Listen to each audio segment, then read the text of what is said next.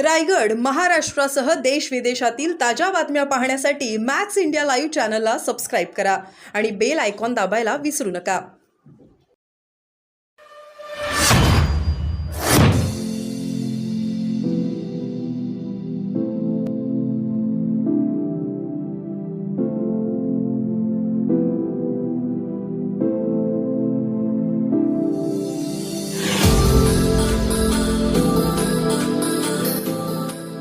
द्वारे आपण जिल्हा प्रशासन आणि पोलीस प्रशासनाला देणार आहोत त्याविषयीच आपण या ठिकाणी भाष्य केलं पाहिजे मित्रांनो.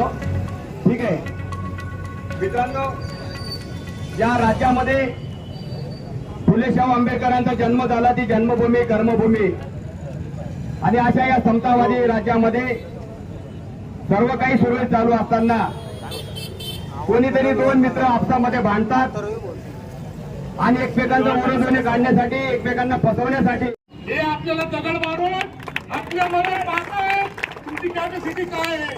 आणि जर आपली कॅपॅसिटी अशी असेल, मी प्रशासनाचा आदर करणारा माणूस आहे, भारतीय संविधानाचे आम्ही रक्षक आहोत.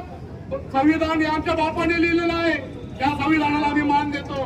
पण प्रशासनाला आम्ही एकदा कणकावून सांगतो, ज्या ज्या वेळेस दलित समुदायावर अन्याय होतो त्या त्यावेळेस तो आमचा का असे ना अन्याय करणारा त्याला फाशीची शिक्षा तुम्ही दिलीच पाहिजे.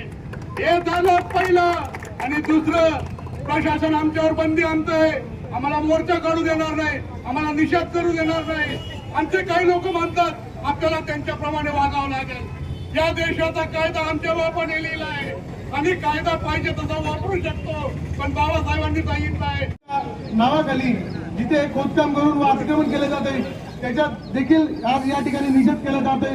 त्या प्रशासनाच्या विरुद्ध आज आम्ही आंदोलन केलं. त्या नागपूर दीक्षाभूमी येथे अतिक्रमण करणाऱ्या प्रशासनाच्या विरुद्ध धिक्कार असो.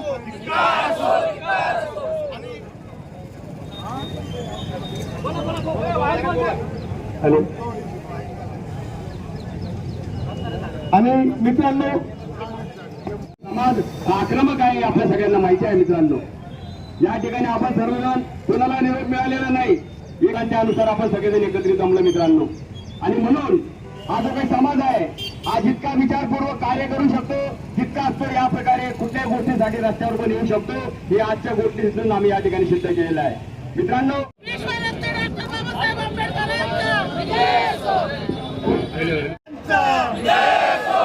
छत्रपती शिवाजी महाराजांचा, लोकशाही अण्णाभाऊ साठेंचा, संत रविदास महाराजांचा, आरोपींना शिक्षा, आरोपींना शिक्षा.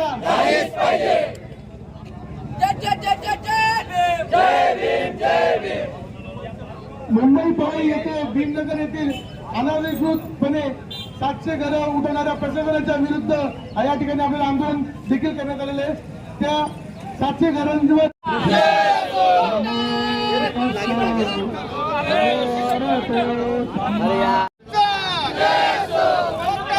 बाबासाहेब आंबेडकरांचा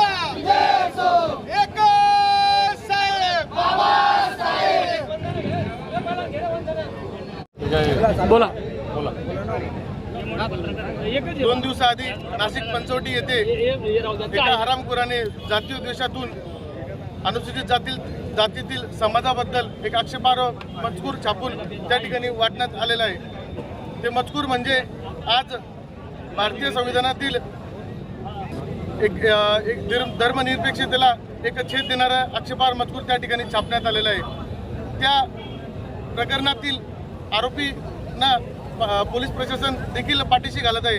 आमची पोलीस प्रशासनाला इथे मागणी आहे की त्या प्रकरणाची सखोल चौकशी करून मूळ आरोपीला शोधून त्याला शिक्षा करण्यात यावी. आणि या ठिकाणी मुंबई येथे पवई या ठिकाणी एका बिल्डराच्या दबावाखाली येऊन दलित वस्तीवर 700 ते 800 घरांवर बुलडोजर फिरवण्यात आले व त्या लोकांना ऐन पावसाळ्यामध्ये बेघर करण्यात आले. त्याच्या देखील निषेधार्थ आज या ठिकाणी सर्व समाजाच्या वतीने एक निदर्शन आंदोलन करण्यात आलेलं आहे. आणि नागपूर दीक्षाभूमी येथे सुशोभीकरणाच्या नावाखाली तिथल्या दीक्षाभूमी प्रशासनाला दबावात घेऊन येथे सुशोभीकरणाच्या नावाखाली खोदकाम करून अनधिकृतपणे तिथे अतिक्रमण केले जात आहे. त्या अतिक्रमण थांबून तेथील प्रशासनाने देखील चौकशी करून दोषींवर कारवाई केली पाहिजे अशी आमची मागणी आहे. जय हिंद.